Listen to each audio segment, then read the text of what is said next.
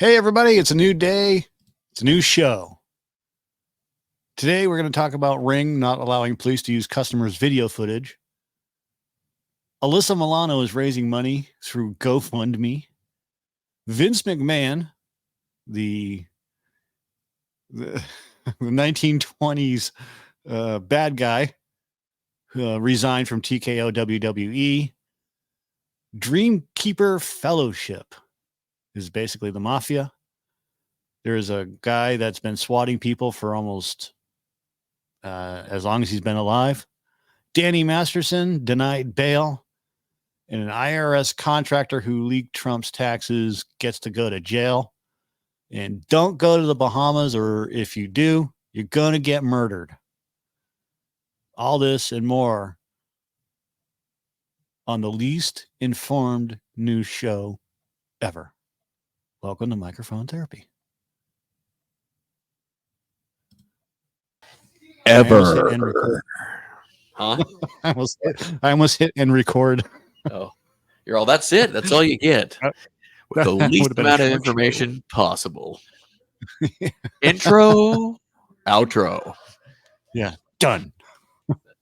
Credits. That's a pretty good thing your niece came up with. Yeah. That's pretty clever. Yeah, the least informed news show ever. That's I've got myself a little mixed drink going here for the show. Nice. I've got a little bit of just a splash of vodka and some cranberry flavored seltzer water with a splash of Diet Coke over the top, over ice. Delicious. Paired with a Zen Chill 6 milligram nicotine pouch. Not a bad setup. Yeah. Yeah. Not bad at all. What about you? You snacking or? No, I got my Pepsi. Oh, believe it or not, I got a candy bar in the truck and it's been in there for 3 days. I've got 2 packs of those little mini donuts sitting over on my counter. Now, when you say mini donuts, are you talking like the Hostess packs? Yeah, mini donuts. Yeah. So I only go in on the white ones, typically. The powdered donuts? Yeah. Those seem to be the most popular. Yeah. I don't care for the chocolate, and I don't get the plain. What's the other one they have? Some with coconut or something? The reason why people don't like the chocolate ones is because the chocolate looks like wax. It probably is wax, honestly. I don't like them until I have one, and then I'll eat a whole box. Yeah. So that's kind of one of those strange. It's like I don't like Twizzlers, but I can't stop eating them. I like the what do they call them? They're crunch, the crunch donuts, but they're like coffee cake. Oh God, that's delicious. Yeah, I like the one that's in a square. That you buy in the box. A square donut. The square coffee cake Hostess product. Oh yeah. It's got cinnamon. So, but here's the main one for me. It's the orange cupcakes, the yellow cupcakes, and now they have a birthday cake cupcake. Have you seen the birthday cake cupcakes are they're so overpoweringly sweet. Yeah. I can only eat like 8. I can have a bite out of one, and then I go into anaphylactic shock. I bet. You know what my go-to candy bar choice is? Like I just don't even get anything else now. Fast Break. Really? Fast Break king size. Mine's always been 100 grand. Really? Yep. I it's have like a Nestle Crunch bar with caramel. That's not a bad choice. That's not a bad choice at all. I remember when I realized that like Milky Way, like I was eating one, I was like, wait a minute. These candy bars are grandma's box of chocolate selection made into a candy bar. Some of them is what they're doing, you know. So I was like, wait a minute. I'm a genius that I figured that out all by myself. Yeah. I don't care for Milky Way. Almond Joy. Not me. Not me. Does that have coconut on it? Yeah. Yeah, I don't care for it. I don't care for York peppermint patties. Oh, I love York peppermint patties. They make your breath taste fresh. Let me tell you what I can't eat my weight in, though. Black licorice. Yes. That's anybody that doesn't like black licorice is a commie. A lot of people don't like it. A lot of Yeah, people they're go, common. ew, black licorice. No, I like red licorice. I said there's no such thing. If it's licorice, it's black. If it's anything else, it's not technically licorice. Licorice is black and it's made with molasses. I Yeah. believe. Yeah. So My that's grandmother, my grandmother got me onto black licorice, I think. yeah. But technically, seriously, I think if it's not black, it's not technically classified as licorice. Do you know the story, Michael, by any chance, of how saltwater taffy got its name? Um, I'm familiar with it, but I don't remember it.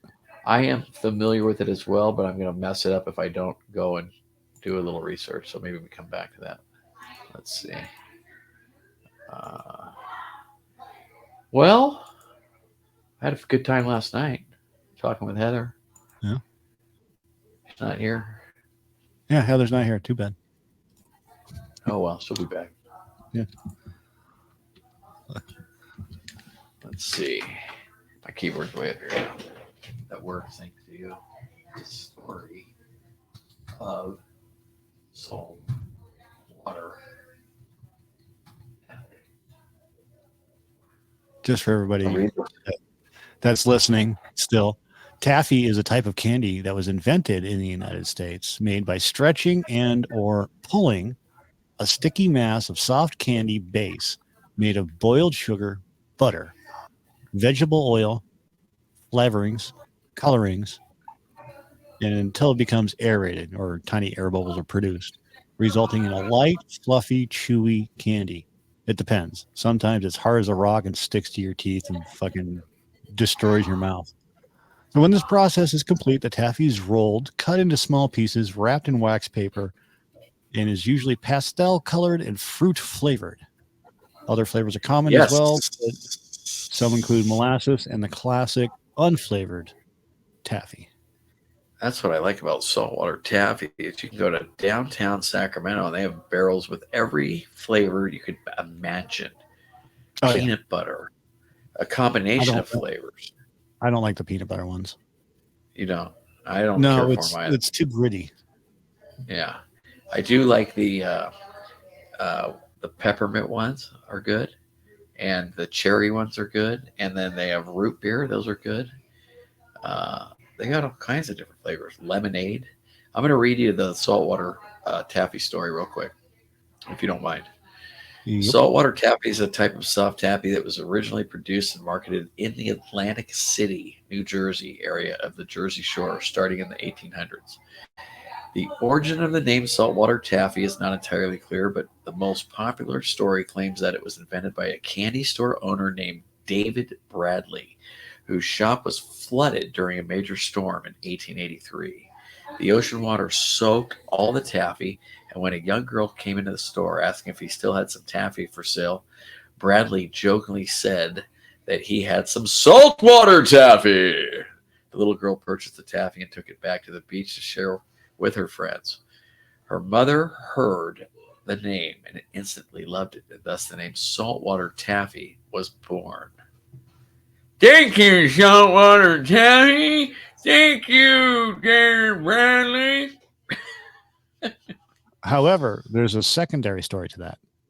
Let's hear it. It may relate to an assistant who substituted fresh water with seawater either through laziness or an accident. Another cites a storm, which is what you just said, and marketed with the appropriate name. A guy named Joseph Freilinger popularized the candy by boxing it and selling it in Atlantic City. Freilinger or Fralinger, however you want to say it. His first major competition came from a guy named Enoch James, who refined the recipe, making it less sticky and easier to unwrap and cutting it into bite-sized pieces. Now, I've had my share of saltwater taffy, but you know what I'd really like to try? Saltwater pussy. Ew. Have you ever had that? Have you ever had that? No. I've heard it's delicious. I'm going to disagree. Okay, well, it's not for everyone. I said I'd like to try it. I didn't say I was going to become a connoisseur. Right. Kind of a sour. A connoisseur. So the trademark for the name saltwater taffy was obtained by a guy named John Edmiston in 1923, and then demanded royalties from companies using his newly acquired name. He was sued over this demand, and in 1925, the trademark was invalidated as being in common use because that guy was a scumbag. Interesting. So anybody can use saltwater taffy in their product when they're selling their product if it's taffy. Because whatever. Anyways. Well, we're all the way over here on the Pacific coastline, and it's made its way all the way over to here. So must be pretty popular. I would think that it would do that, in the 120 years. Is that right? Yeah. Yes. Somewhere in there, yeah. 1880s, okay, 1980s. We're coming up on the 2080s, so yeah, almost 200 years. Well, I mean, 1926, it was sold mail order. So, I'm sorry, what? It was sold mail order in 1926, so. Oh, you order your taffy. You fill out a postcard, you go down to the mailbox, you put a stamp for half a penny on it, you send it to wherever, and then 6 weeks later they get it, they open it up, they process it over the next 3 months, and in a year and a half your taffy shows up. Yeah, 6 to 10 weeks. Fresh. Just like when you first got your Star Wars figures. Exactly.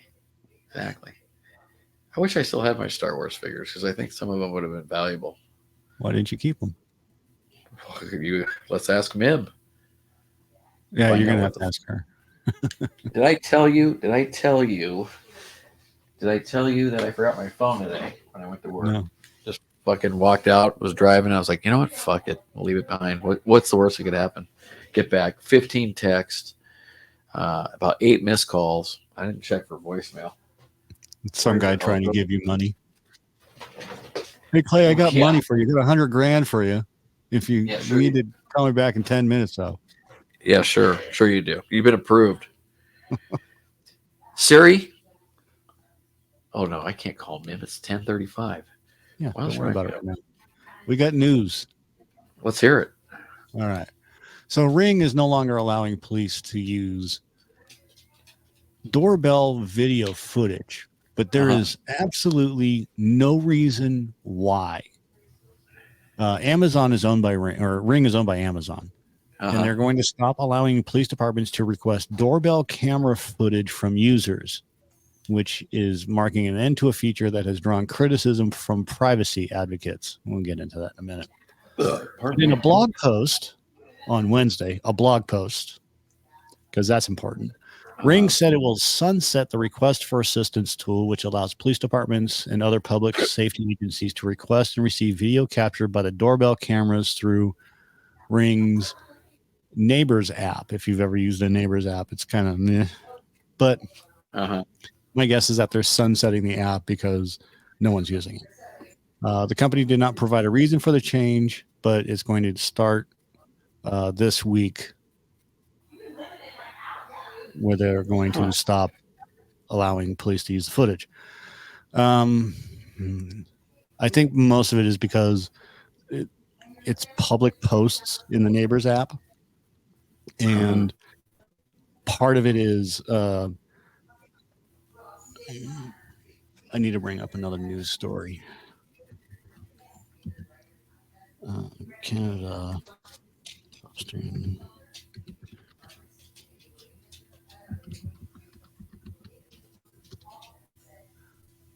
All right. So I think part of it has to do with this. Canada, the police have warned that posting images of thieves may violate thieves' privacy rights. Oh. I didn't know they had privacy rights. Yeah. So while Canada eviscerates the right to free speech and association, some are apparently holding firm on the privacy rights of accused felons to warn homeowners not to post videos of thefts. In Quebec, the police are now warning citizens not to post their doorbell videos of package thieves because they are, in the words of the spokesman, presumed innocent. No, If a person is stealing, if there's literally a person stealing something and you have them on video stealing something, that's not innocent. No. I was going to say, thieves at my house have rights. They have rights to get their skin removed. Yeah. In my garage with a blowtorch. Notably, these are scenes captured in public and posted by homeowners who had packages stolen from their doorsteps. For critics, it is a continuation of misplaced priorities and policies on crime, including the statement of Prime Minister Justin Imakami Trudeau that you can't use a gun for self-protection in Canada. It's not a right that you have. That's a quote. It is true that you can be sued for defamation. However, that ordinarily requires fault. The police are arguing that conduct filmed on your property and visible from the street is protected by privacy, even if the person is guilty of the crime.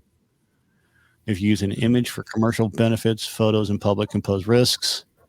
In 1998, the Supreme Court of Canada upheld the decision awarding $2,000 to a person for publishing a photo of her sitting on public steps without her knowledge.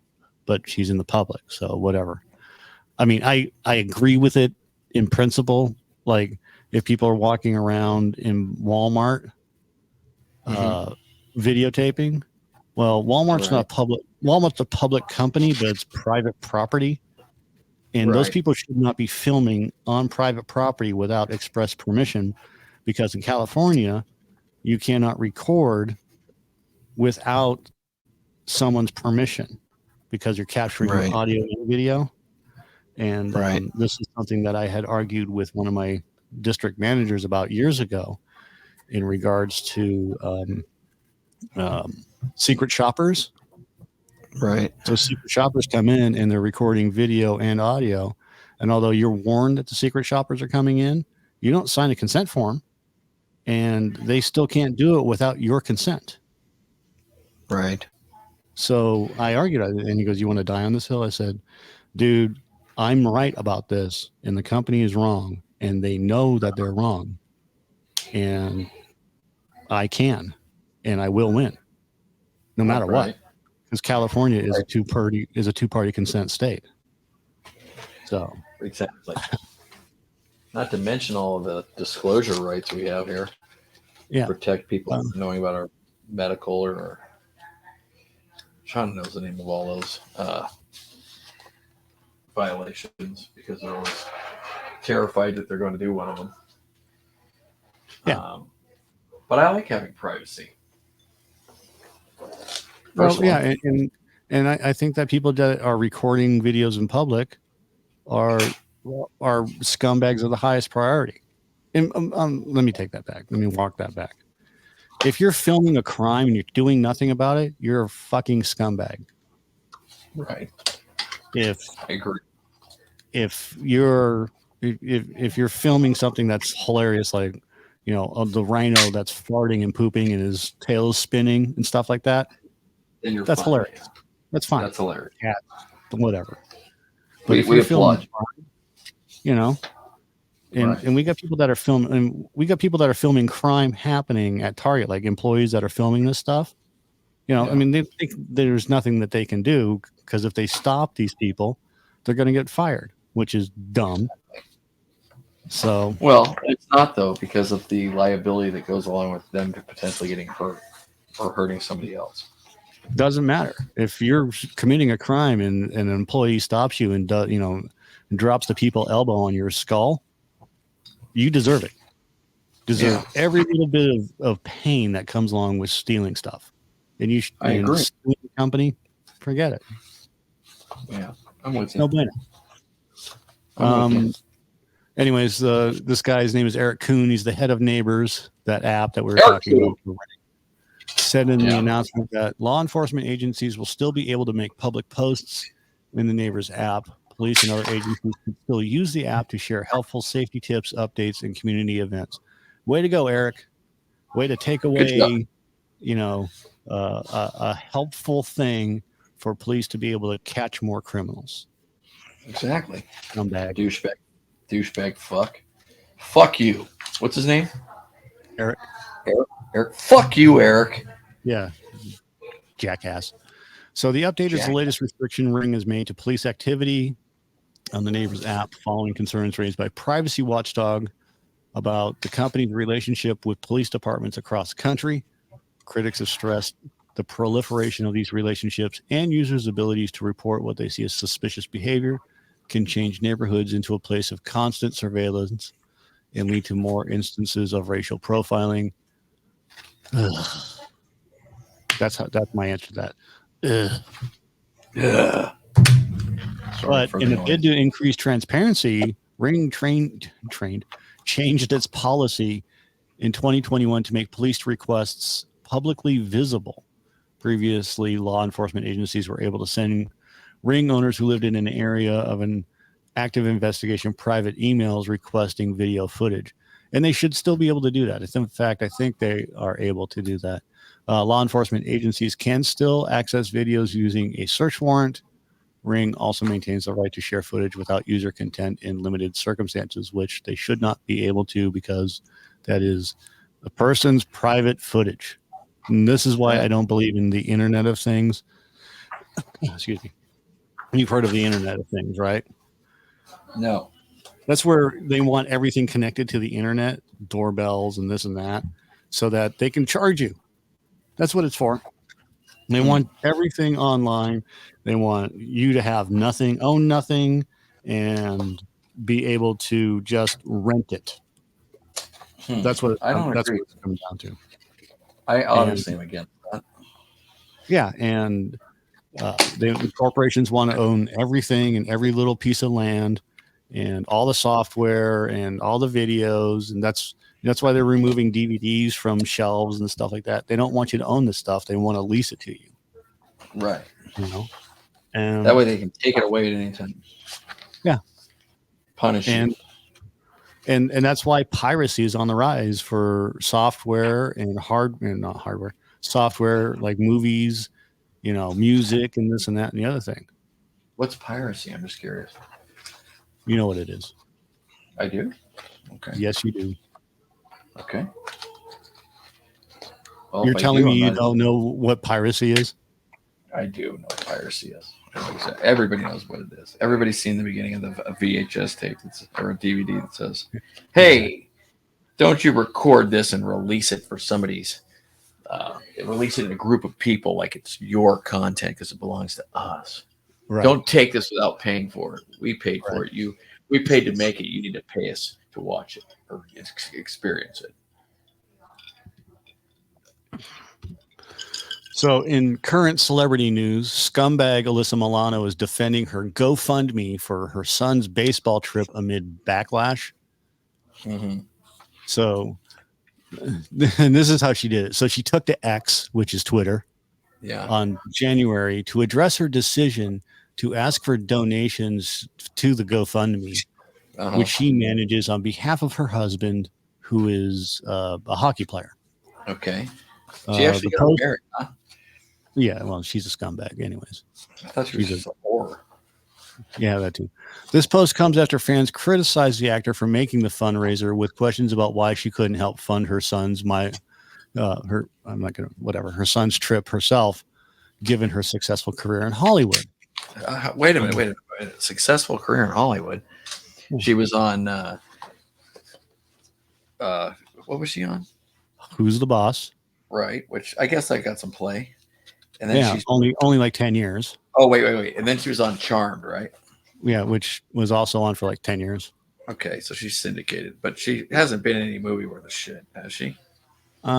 She's been in a couple. I don't know if they're worth a shit, but she went in one with Mark Wahlberg when he was just starting out. That's about her best claim to, where she just plays a slut. She was in one that she was really hot in. I can't remember. Like the lesbian scene vampire one or whatever? Yeah. I don't think it was a vampire. It may be. I want to say lesbian vampire movie.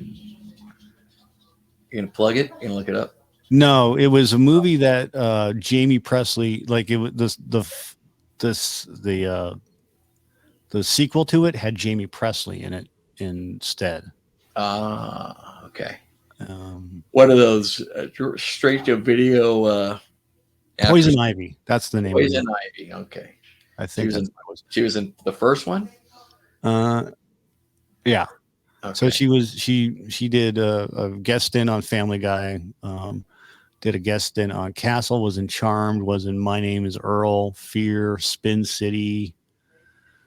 Kick Butowski. She was in Spin, that. Spin City, the show, Yeah. as what? Just a couple cameos, or played a character? A whore. A horror. Okay. I don't know. I don't know what she. I don't know exactly. Huh. Um. I used to have kind of a thing for her. Oh yeah, she was hot, but Yeah. yeah. More so than the other one, that Jennifer Love Hewitt or whatever. She was in Commando.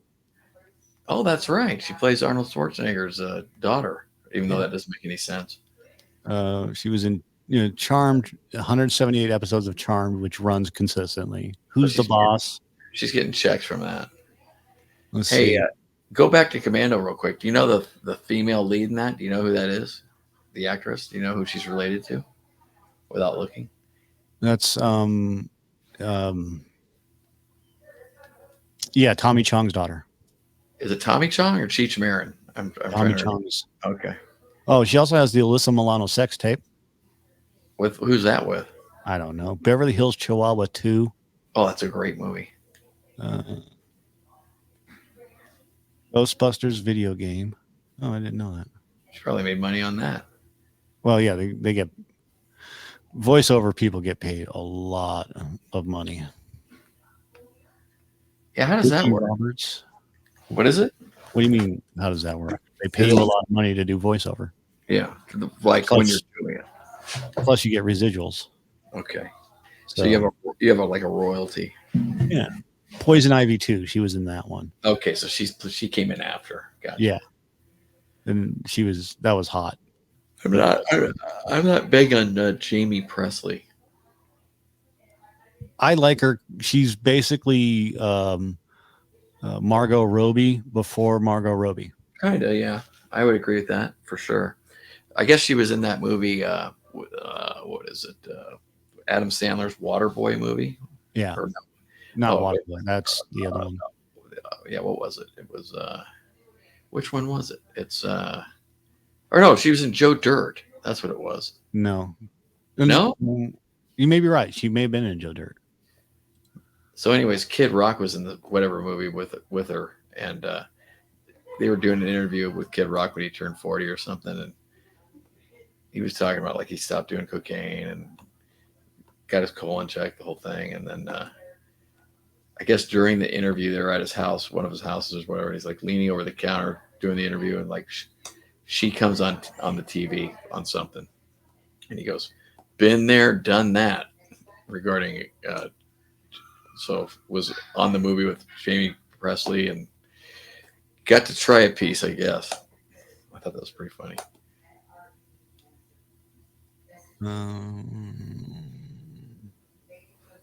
Yeah, not another teen movie. Yeah, she was in Joe Dirt. There you go. I just don't remember in Joe Dirt. I think maybe she's not the girlfriend. No, she's not the girlfriend. I can tell you that. Yeah, the girlfriend is some one-time actress or something. I never seen yeah, she's been in a couple of movies, but not much. She was in Club Dread and Joe Dirt, and so that was her. The Joe Dirt one was maybe her best role. But she's never stood out to me in anything else.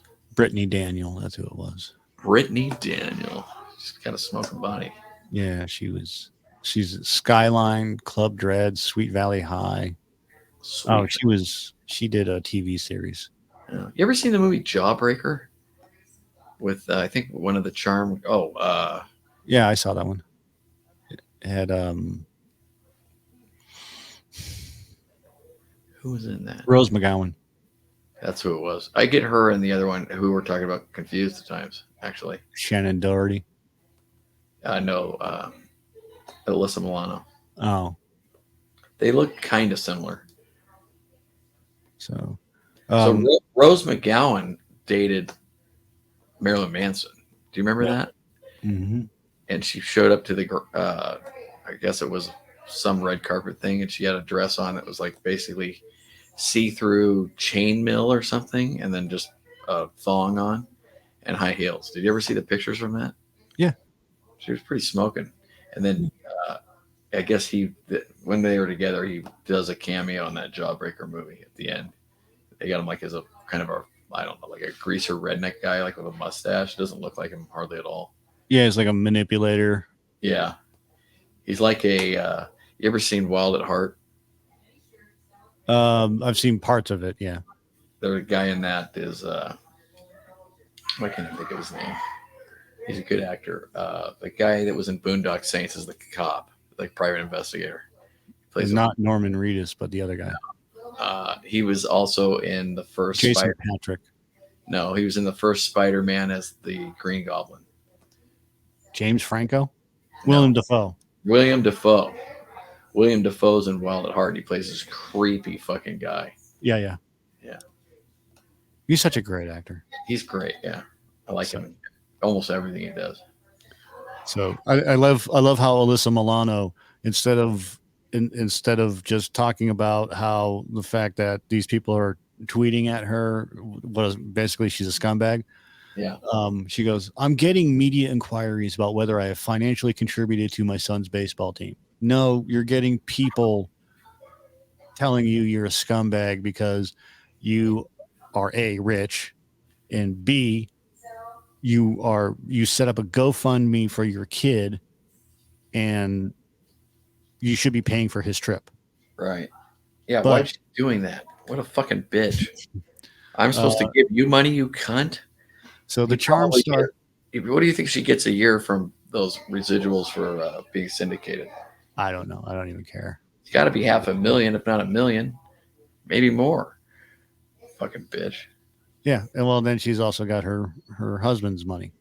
The Charm Star concluded her post by detailing the work that the baseball team players have done to raise money.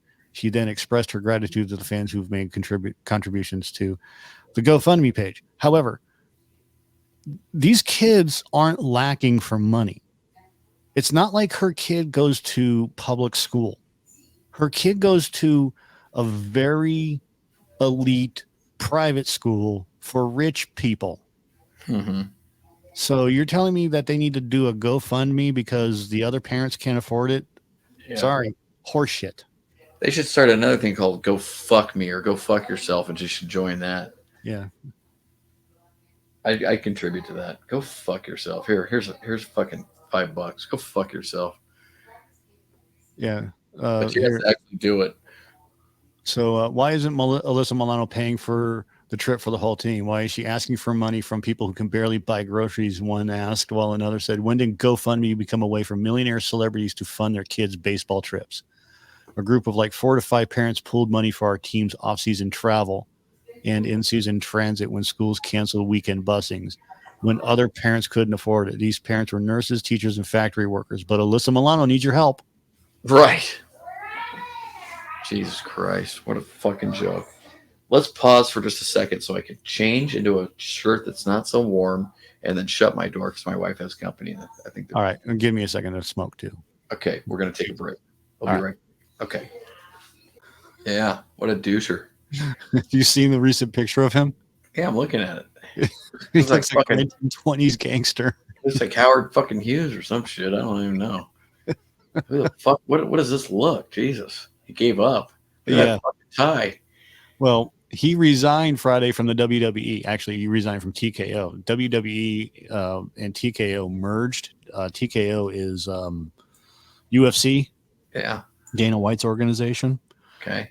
So good for Dana White. Dana White's awesome. But Vince McMahon's a scumbag. So yeah. I don't know. I can't remember if we talked about this. I don't think we did, but Vince McMahon has tendered his resignation from his positions as TKO executive chairman and on the TKO board of directors.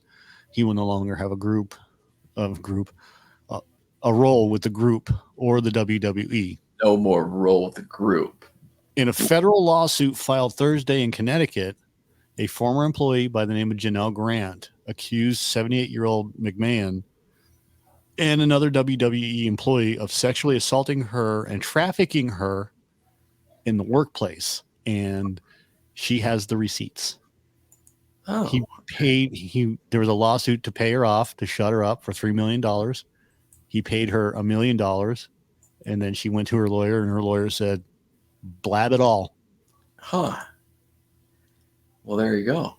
The lawsuit accused McMahon of sexual trafficking, alleging that he pressured Grant into having sex with him and another WWE employee in exchange for her job. In 2020, according to the lawsuit, McMahon allegedly pressured Grant into threesomes with other men, including McMahon's physical therapist and WWE executive John Laurinaitis, who is also named as a defendant in the lawsuit. Brock Lesnar is also named in the lawsuit. Brock Lesnar, who is a wrestler. Grant's lawsuit is replete with lies, obscene, made-up instances that never occurred, and is vindictive and distorting the truth. I intend to vigorously defend myself against these baseless accusations and look forward to clearing my name. Well, then why did you resign? right? Out of respect for the WWE universe, the extraordinary TKO business, and its board members and shareholders, partners and constituents, and all the other people who helped make WWE into the global leader it is today, I've decided to resign from my executive chairmanship and the TKO board of directors effective immediately. If you're not guilty, you're not going to resign from such a lucrative position. Right. And on top of that, he was told that he had to resign because they know it's true. This is not the first time. He got the easy way out. In 2022, he stepped back as CEO of WWE while the company investigated him for alleged misconduct, with the probe centered on claims that he paid hush money to a worker whom he allegedly had an affair. Allegedly. That's Janelle Grant, by the way. And in 2022, a report in the Wall Street Journal said that McMahon had agreed to pay more than $12 million to 4 women for the same exact thing. Well, guilty. And there are more and more women coming out about the Vince McMahon rapes. Allegations. Not rapes. No one's proved that yet. Nikki and Brie Garcia.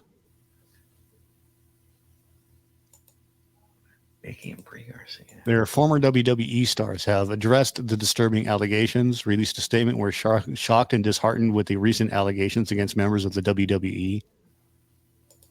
We want all women to feel safe and supported in the workplace and in their everyday lives.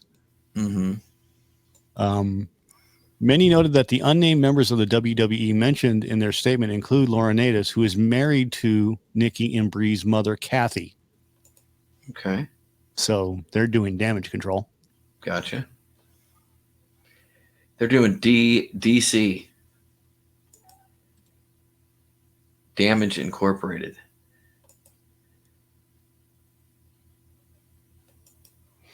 Yep. Damage Incorporated. Well, sorry, Vince. You piece of shit. You're caught, just like the rest of them. They Me Too'd your ass. No, Me Too. Ugh. Sort of, but no. Have you heard of a program called the Dreamkeeper Fellowship? I have not. Please explain. All right. Here we go. A new program in San Francisco will pay people at high risk of shooting someone. Let me read that again. Will pay people at high risk of shooting someone not to pull the trigger to help alleviate rising gun violence in the city. Okay. Scumbag San Francisco has set up the Dreamkeeper Fellowship, which is set to launch in October and is going to pay 10 individuals $300 a month to not be involved in shootings. Dreamweaver. Cheryl Davis, who is the executive director of the Human Rights Commission, told Newsweek in an interview on Tuesday that they needed to do this. This isn't, they're not paying $300 a month. This is mafia style protection money. Interesting. That's just fucking. Ugh. We're on with this. San Francisco's got all the money in the world. Apparently, we talked about them already. Well, they don't have any money because they're paying. They're paying for if you're black, restitution. That's what I was trying to say. Right. For slavery and stuff like that. Interesting. And now they're paying $300 a month for 10 individuals. That's $3,000 a month. Fuck. For these individuals not to shoot people. I want in. I know. Davis explained that the program is not transactional, but will rather focus on making investments in communities most impacted by violence. Bullshit. It's not necessary as cut and dry as folks may think. It's not as transactional as here's a few dollars and, so you don't do something bad, but it really is about how you help us improve public safety in the neighborhood. How much more do you need to spin this? Participants will be paired with life coaches from the City Street Violence Intervention Program and will be considered community ambassadors who work to prevent violence. Just don't shoot somebody. I don't want you to shoot people. You can beat them to death with a crowbar or whatever, but stop shooting people. No shooting, please. They will work on the professional, personal, and community development, and we will be thought of as partners in engaging community members in decreasing violence. Again, this is protection money. This is bullshit. The program aims to get to the root causes of violence, which in so many ways are economic. We need to be getting to the root causes of why some neighbors are safer than others. Jesus Christ. They love to repeat themselves, don't they? Yeah, they do. Okay, there are opportunities for participants to earn an additional $200 a month each as they work to improve their community. Some ways they can earn more money by working, going to school, and even being a mediator in situations that could lead to violence. Give me the gun, let me shoot them. What will they pay me to do? Davis hopes the program will engage participants, make them more civic-minded, and allow them to be part of a solution. In the long term, she hopes it will create safer communities. These small investments can transform the lives of individuals. If you're giving 10 individuals $300 a month, then those individuals are already targets. Fucking A. By the way, the program is based on a similar program in Richmond, which helped reduce gun homicide in the city by 55%. Yeah, sure it did. But not violence. I guarantee you that the gun homicide went down by 55%. But that's because instead of shooting somebody, they beat the hell out of them.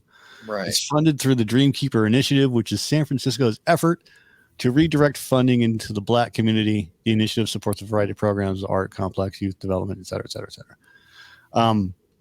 I got this from that guy, the older millennial, because he comes up with some really good stuff in terms of news, the news stuff that isn't being reported in the media. It's just glossed over, right, if it's even talked about. Right. And this one really interested me because it was just like, let's see, the city gun violence in San Francisco has increased in 2021, according to mid-year data released by the police department. In the first half of the year, there were 119 gun violence victims, more than double from 2020, when the mid-year number was 58. The city reported 26 homicides in the mid-year, up from 22 homicides in the year 2021. Gun violence has increased nationwide since the start of COVID, et cetera, et cetera. I don't really care. We know all those stats. An analysis from March by San Francisco police found that most gun violence is linked to 12 high-risk groups with extensive justice system histories.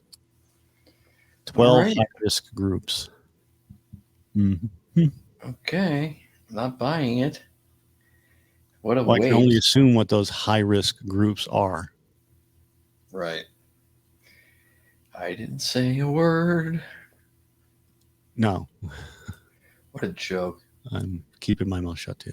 What a joke. That's all I can say. Do you know who Danny Masterson is? Sounds familiar. Danny Masterson was in that 70s show. He played Hyde. Oh, he's a raper apparently. Or Yeah. yeah. He likes to. So Danny Masterson has been denied bail by a judge after a rape conviction because he has every incentive to flee. Right. And I did a thing here. Hold on, let me look it up. I made a joke about it, and I told it to Heather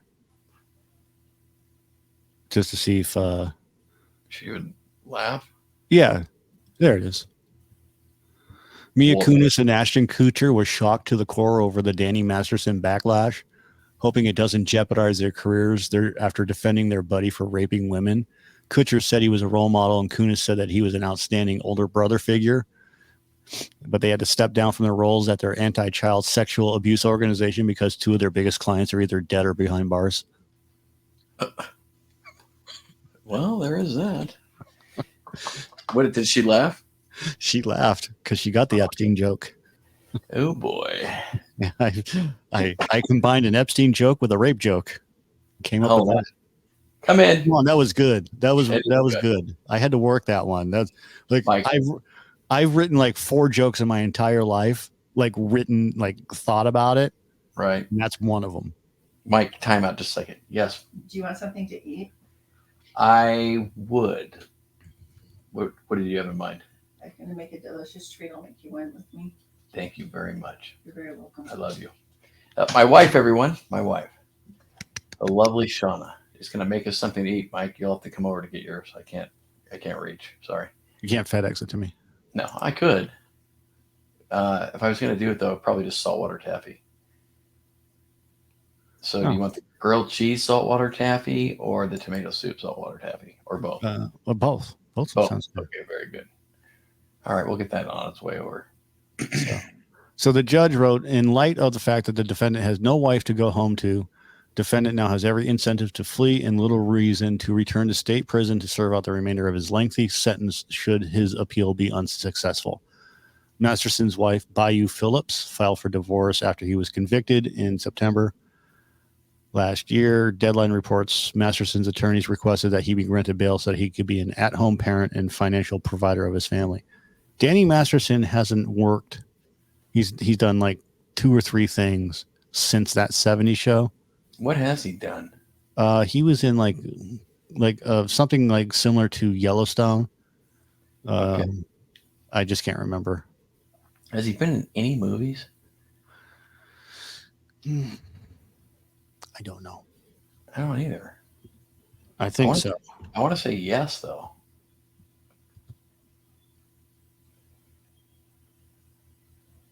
I want to say he's been in something. He was in Face Off. He was in Dracula 2000. Beethoven's Second. Yeah, he was in Face Off. Huh. Oh, The Ranch. He was in The Ranch for 50 episodes. I think that's an Ashton Kutcher series, in fact. It is. Easy, Dream Boy, Urge, Hotbot, Bill Buddy. That's a short passing. Royal Pains. Men at Work. Poltergeist. Alter Ego, California. Poltergeist? Yeah. Okay. California Solo. Super Ninjas. Super Ninjas. Super Ninja. That's a TV series. White Collar. He's consistently worked since that 70s show up and through 2018. Interesting. He was in the Dead Zone TV series, Mad TV, Robot Chicken. Robot Chicken? Yeah, he was in Robot Chicken. Wow, he was in Tracy Takes On in 96. Roseanne. Jake and the Fat Man. His first series was Jake and the Fat Man. What is it, just a kid? Yeah. Huh. I never watched that show once. That's one of those things when you're like flipping through channels and you see it and you stop for a second, kind of like Hardcastle and McCormick, Right. just to see the fat man. Well, I can't remember his, Jake and the Fat Man. Was that a cop show? Yeah. Interesting. What was it? William Conrad. Just to see William Conrad just waddle around for a minute as he's breathing heavily, like, Right. And then Family Guy did a really funny Jake and the Fat Man take. Huh. You've never seen that one, have you? No, not at all. All right, hold on a second. Oh, please. You kidding me?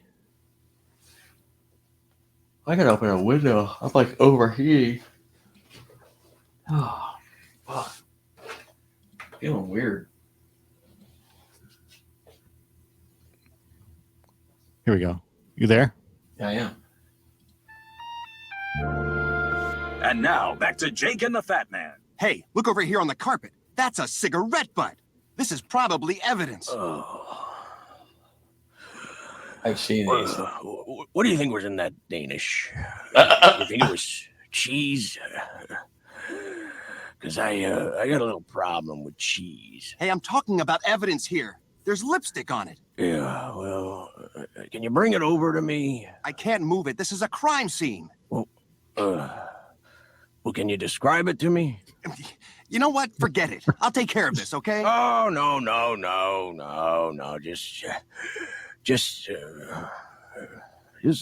let me close my eyes for a minute. Look, I know his wife is a smoker.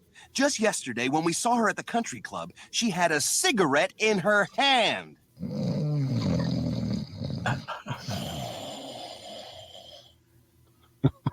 That's funny. Aren't there several of them? Probably. Have you ever seen the Chester Cheeser one? What is it? What does he say? It ain't easy being cheesy. Look that one up on Family Guy. That's hilarious. Oh yeah, where he snorts the Cheetos. Yeah. And smashes his hand through the table. I can only do like one or two of these at a time. Right. But yeah, that one was funny. He falls asleep. Can you bring it over here? Just let me rest my eyes. Yeah. The wait for he's like he's gonna have a heart attack at any moment. Yeah. Are you familiar with swatting? No. Swatting is the act of calling the cops on somebody. Yeah. And put like doing a bomb threat or suicide threat or something like that, and they bring out the SWAT team. Yeah. So a man in Washington State has pled guilty to federal charges stemming from several hoax calls he's made to law enforcement agencies where he's falsely reported bomb shootings and other threats that sometimes led police officers to enter victims' homes with their weapons drawn. Some of these cases, the people that the homes that they're entering are shot and killed. Oh. Yeah. Yikes. His name is Ashton Conner Garcia. He pled guilty to only 2 counts of extortion, 2 counts of threats and hoaxes regarding explosives. From June 22nd through June 2022 through March 2023, Garcia made 20 swatting calls to police in several states and Canada. He's described himself as a cyber terrorist who would often broadcast these calls on Discord, which is a social platform. It's kind of like it's like a chatbot type thing, chat place. Gotcha. It's pretty much like YouTube meets chatting. Yeah. Garcia treated swatting calls, so named for the deployment of police SWAT teams, like entertainment, and in Garcia's calls to law enforcement, he often relied on similar scripts, characterizing himself as the victim or a witness to domestic violence involving guns and rape. He also targeted several female victims by threatening to have law enforcement officers dispatched to their homes if they did not send nude photographs or their parents' credit card information. Garcia remains in federal custody and is scheduled to be sentenced on April 15th. Threats and hoaxes involving explosives are punishable up to 10 years in prison. Extortion, punishable up to 2 years in prison. And if they were underage, he is going to have a broom handle shoved up his ass. Heather Carroll, a federal public defender representing Garcia, did not immediately respond to a request. The plea agreement comes weeks after a spate of other bogus calls and threats were made to law enforcement across the United States that targeted public officials. The Capitol buildings in Connecticut, Georgia, Hawaii, Kentucky, Michigan, Minnesota, Mississippi, and Montana, Minnesota, and Mississippi. Here we go, Mike. Were evacuated or placed on lockdown after authorities said they received bomb threats that they described as false or non-specific. There was one that happened during a Mark Norman show while he was doing stand-up, and they evacuated the club. That happened this week as well. The calls targeted public officials responsible for ballot access and voting related to debunked conspiracy theories of fraud. No, they're not debunked because it's still happening. The judge presiding over Donald Trump's civil fraud trial in New York was also swatted at his home. Prominent Republicans have been targeted. The phenomenon of swatting arose from the competitive world of online gaming. Could they be more boring when they type the stuff out? So what would happen is instead of just writing a simple sentence and explain, they should explain. This stuff started happening years ago when people were playing online games like Call of Duty or whatever, and they would get so angry at the person that they would hack. I'll use hack for lack of a better term. They find out the person's IP address, and from the IP address, you can find out pretty much where they lived. Mm-hmm. And then they would call the cops. Fuck. Yeah. Hey, do me a favor, Mike. Yeah. Pause this real quick so I can run something by you.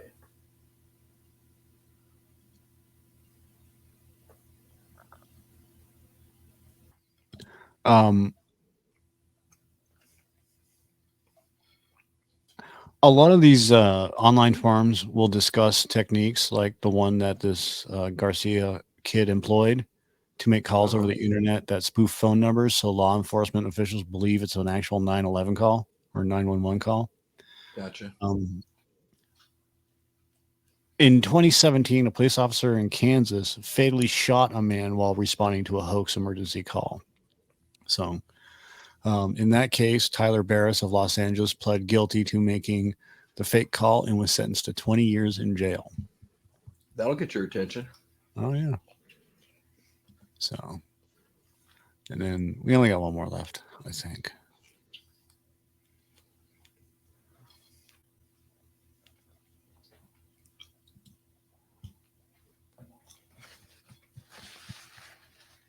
That's not it.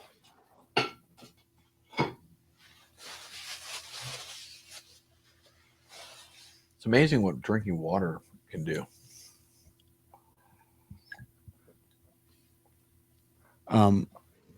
If you're overheating, water helps, but here's a weird thing.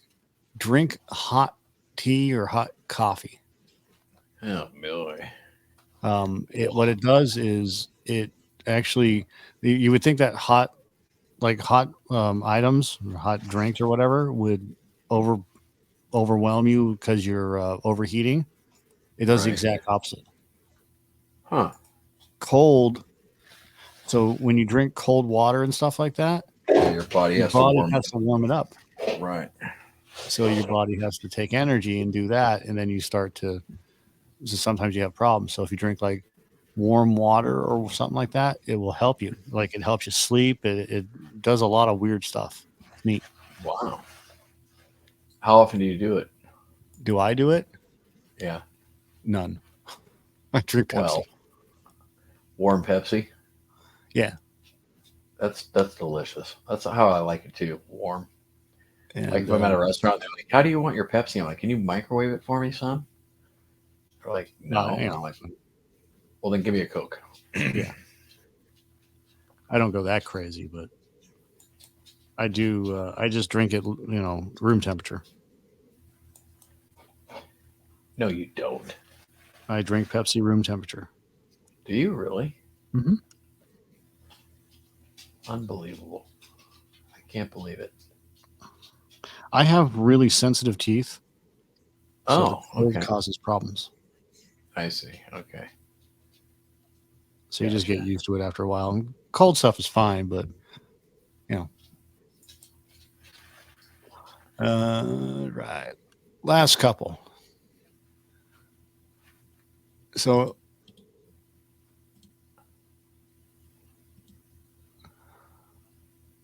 where are we at? There we are. Beast. An ex-contractor leaked Donald Trump's tax returns. Huh. And I said ex-contractor. I meant ex-IRS contractor. Okay. His name is Charles Littlejohn. That's a made That's up a good name. name. No, it's That's a- made up. that's It's got to be made up. That's a good made up name. The ex-IRS contractor responsible for leaking former President Trump's tax returns was sentenced to 5 years in prison. Let's see. He said the judge, Anna Reyes, said the leak was an intolerable attack on our constitutional democracy. The sentence includes 36 months of supervised release and a $5,000 fine. The press tells us democracy dies in darkness. It also dies in lawlessness. There are numerous lawful means to bring things to light. Trump was under no obligation to expose his returns. People could vote for someone else. They could run against him. The prosecutor said Little John sought his job as an IRS consultant specifically for the purpose of leaking Trump's returns. Little John had done work for Booz Allen from 2008 to 2013, but returned to the company as an IRS consultant in 2017. I don't know who Booz Allen is or Booz Allen. Prosecutors say the current move was meant to give him access to private tax information that would allow him to leak Trump's returns. The Department of Justice said Little John considered Trump to be a threat to democracy. And we got people like that all the time that are just, excuse me, taking it upon themselves to believe that they are above the law. Right. And how about no? No, you're not. How about no? Right. Oh boy. What do you do? Punch him in the nuts. Punch him in the nuts. You know what it reminds me of a little bit? Did you happen to catch any of the I might have talked about this. Did you catch any of that Tommy Lee and Pamela thing that was done where it was all about the tape getting stolen? No, I never watched that. In fact, I'm thinking back. I think you're like, I won't watch that or something. Like you had no interest in it.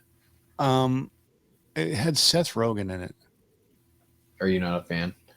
I am not a fan of Seth Rogen. He is a liberal shill for Hollywood. Yeah. Gotcha. But regardless of that, I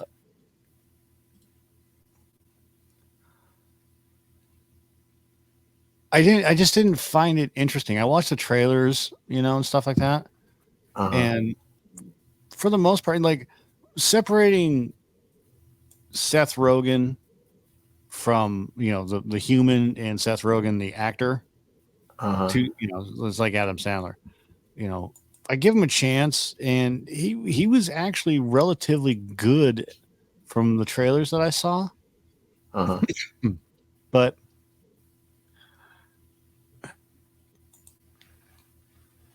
didn't they have Sebastian Stan was in that too, wasn't he? I think so, yeah.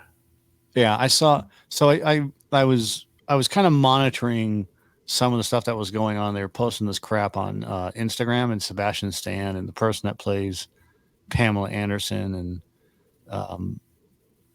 I think that the reason why I didn't want to watch it is not to give any credence mostly to Tommy Lee and Pamela Anderson. Pamela Anderson is just a disrespectful bitch, and I mean, and my personal opinion of Tommy Lee has nothing to do with anything, but I don't have an issue with Tommy Lee, as it were. Yeah. It's just that the whole sex tape thing was just, it was garbage, and then they made a movie out of it, and everybody already knows the story. Right. So it wasn't like they were breaking new ground with anything. That's true. It was pretty well filmed, though. But in the sense that they did a good job with the characters and stuff like that. well, Sebastian Stan looked a lot like Tommy Lee. It was crazy. Yes. But yeah, I can't. There's nothing I like about Pamela Anderson. Like when she got into Playboy, before she changed into whatever she is Right. now, like she was gorgeous. And then like Hollywood got to her. So she had to have a tit job, she had to have a nose job, she had to have all this other stuff done to her, and you know, and she's a shell of her former self. She's just plastic. Right. And the best way to describe Pamela Anderson after she started becoming Tommy Lee rich, let's just call it that. Like she did it before Tommy Lee, but I associate current Pamela Anderson with her marrying Tommy Lee. Greasy. She's greasy. Gotcha. Like literally, she looks like she was dipped in grease and then pushed out a door. Go do your thing. And like she's always sweaty or just, you know, it's not glowing. She's just like wet. It's like gross. And not in a good way. Yeah, just gross wet. You know, like sweaty, like flop sweats. Right. That's terrible. Excuse me. And I just, she doesn't even interest me. Yeah. Not me either, really. I see pictures of her and I'm just like, ugh, just move on. Moving on. Exactly. Yeah. I'm of the same opinion. Absolutely. There's quite a few of them, but like Heather Locklear dated Nikki Sixx and Tommy Lee or whatever, right? Right. All of And them. she's not a gross looking hag. She had some trouble recently, though, I guess. Yeah, I would think so. Yeah. I think maybe potentially finally decided to give the drugs and alcohol thing a run and didn't work out for her or something. Yeah, but I mean that's a personal thing. Like I like half the girls that dated Motley Crue, one of them ended up marrying Janie Lane or from Warrant, the chick from Cherry Pie. Like they all had like massive surgery done, and with few exceptions. Like Heather Locklear, I'm sure she did have some surgery done, but she still looks. Like if you look at her young to old, you can see that she's had some work done, but it's not like Pamela Anderson work. Right. And Exactly. it's the same with the chick from that dated and married Janie Lane from the Cherry Pie video. She just looks blown out. Yeah. Yeah. Pamela definitely took it as far as you can with all the crap. Yeah. I think.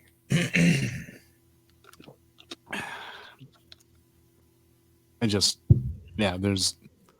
Hollywood. Hollywood. What is it really? If you really want to be disgusted with Hollywood, start by looking at like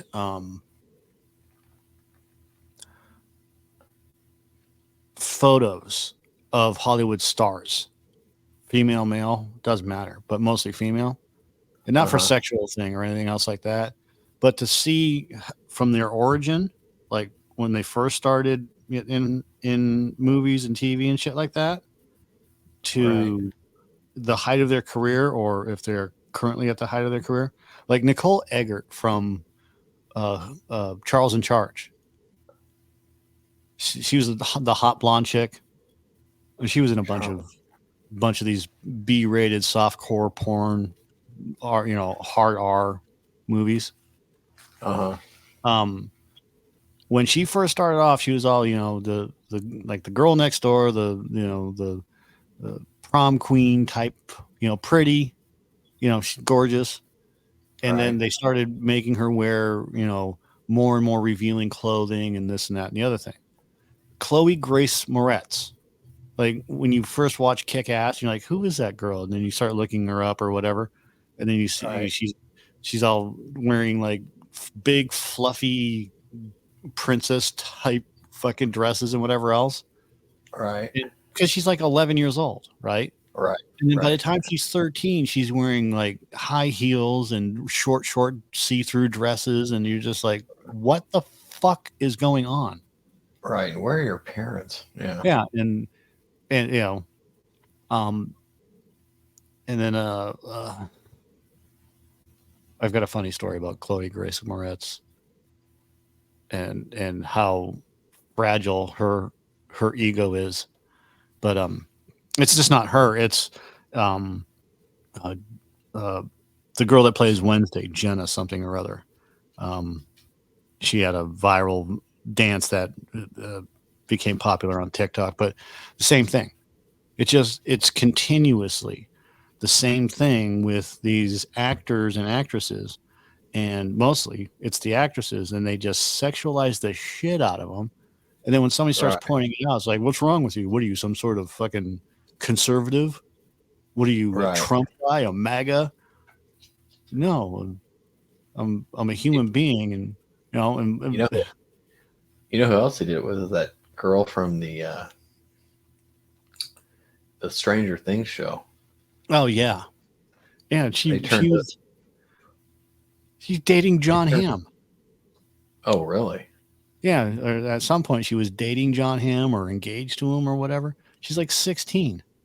Exactly. And he's like almost 50. No, she's 18 now, but still. No, when she was dating him, she was under 18. Oh boy. Yeah. There's a problem. There's a huge problem. Is a problem. Yes, there is. That's not okay, sir. No. And the same thing with the Olsen twins, when people are like, oh, it's only 3 days until the Olsen twins turn 18, then they're legal. Like that was that was a little creepy. It was. Yeah. How old are they now? They gotta be in their 30s, right? Yeah, something like that. Yeah.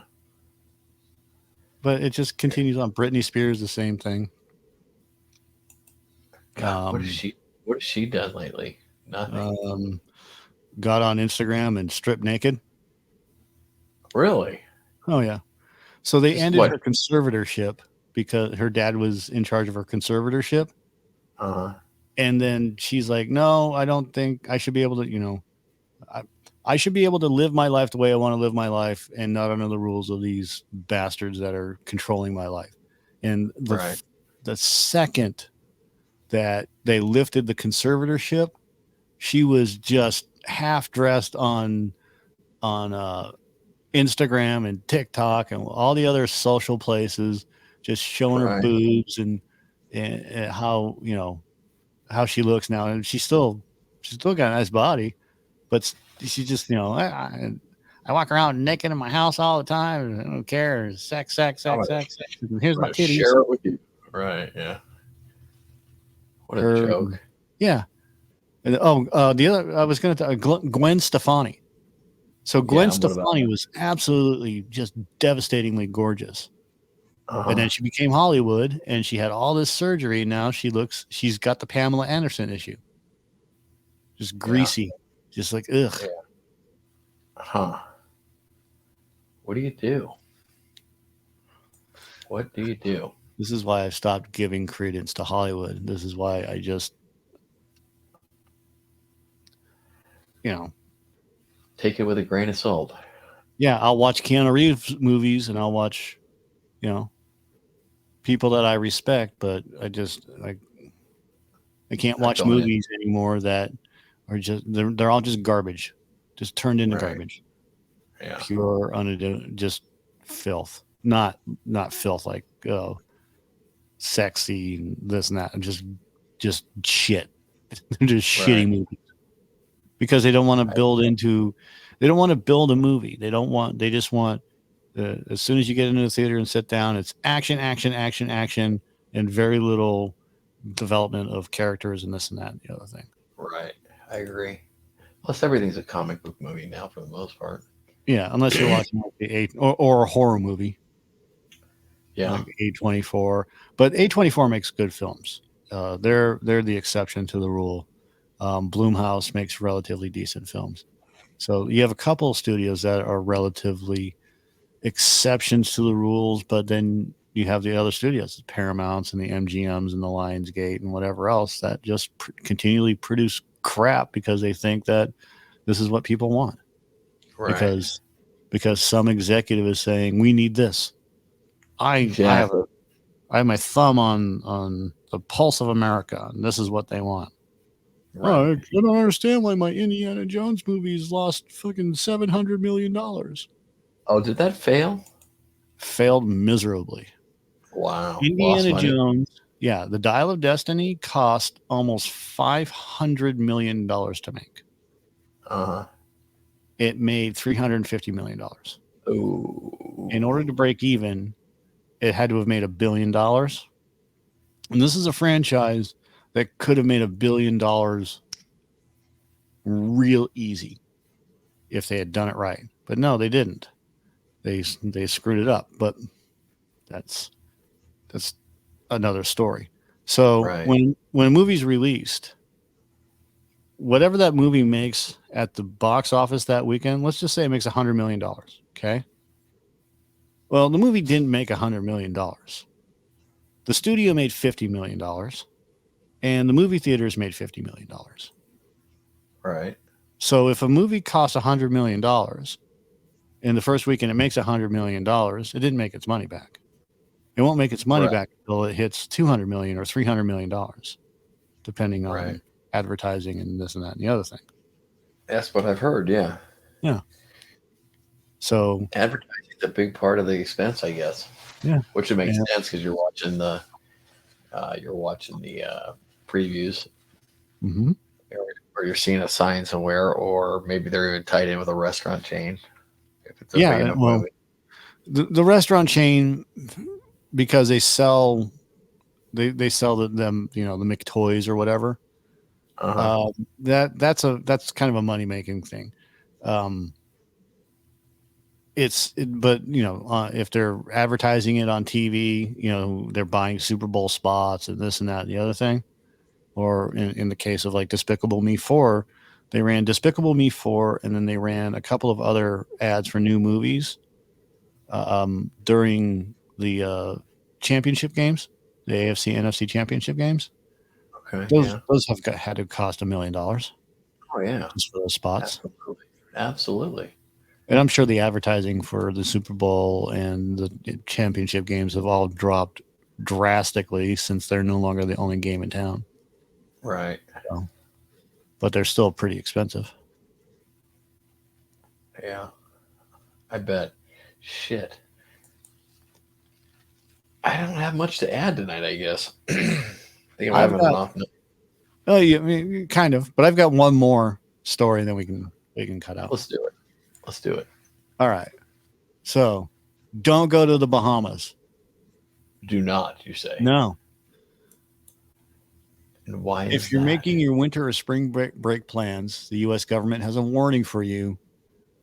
Anyone who travels outside the U.S. needs to use caution because of rising tension happening around the world. Okay. With one area of concern now being the Bahamas. You would think that of all the places that would not be a concern with rising tension is the Bahamas. Apparently there's been like a dozen murders in the last couple months.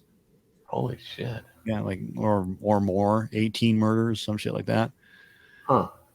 It's a very popular destination for cruises and all-inclusive stuff. And it's a short flight. A lot of people love it. Jamaica's always been actually a problem. This is not like big news, but like when you go to an all-inclusive resort or a cruise, in Jamaica, the first thing that they tell you is do not go outside of the boundaries of the resort, or you will be abducted and you will be murderized. Right. Probably never to be seen again. Probably. Let's see. On Friday, the U.S. State Department issued a warning for American travelers, urging them to exercise increased caution.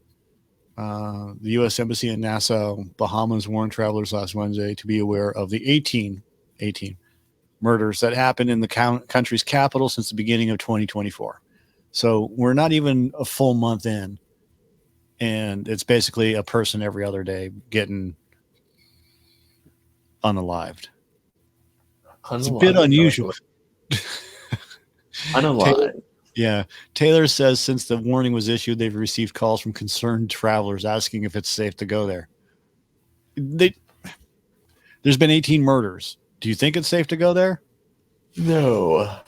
The travel warning is a bit unusual, but says almost any destination could be unsafe, according to this Taylor guy.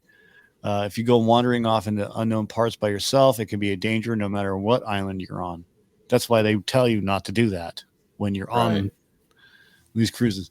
This guy is now advising travelers who already have tripped. Jesus Christ. It's late. That's why. Booked a trip to the Bahamas to never leave the resort alone, use increased caution. You're encouraged to keep tabs on the government website and a website called STEP. It's a safe traveler enrollment program. They can go and enroll in there, and it lets the U.S. know when they'll be traveling abroad. And they can get updates about that destination. If you're thinking about booking a trip in the near future to the Bahamas, get travel insurance. There you go. There you go. Get it. Get it now. Yep. Do we sell it? Yes. Oh, good. So it's going to work out just fantastic. Yep. Oh. Hello, Mr. Kitty. Boy, you got a lot of pussy over there. Well, I got the cat stepping on things and trying to be helpful with the podcast and right. And do a little petting, heavy petting. That's the cat. It's Mr. Peepers. That's the cat's name? No, she's got one eye. We call her Popeye. Oh, that's Just right. find a corn cob pipe for her Right. and get her to. I am what I am. I am what I am. A Bluto. All right. That's all I've got. All right. I guess we're going to say goodnight, Gracie. Say goodnight, Gracie, when you're ready. Say goodnight, Gracie. Good night, Gracie. Oh, leave on that.